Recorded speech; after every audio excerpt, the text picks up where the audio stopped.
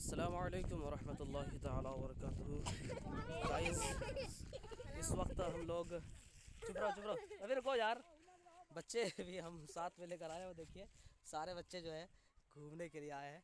अब मैं आपको दिखाता हूँ, ये झारखंड की एक जगह है जहाँ यहाँ बॉर्डर है और ये बॉर्डर क्रॉस करने के बाद जो है बिहार आ जाता है। हाँ चुप रहो तुम लोग। यहाँ आपको नज़ारा कराता हूँ किस तरीके से पूरा जो है ये जंगल वगैरह भी है। हाँ आपको दिख रहा होगा, ये जंगल पूरा है। और ए चुप रहो अभी। अभी गाइस पूरा जो है जंगल है, आपको नदी दिखाता हूँ और यही बॉर्डर है हम लोगों का। और इसके अगर नदी के पार चले जाएंगे, उस पार चले जाएंगे तो बिहार आ जाएगा।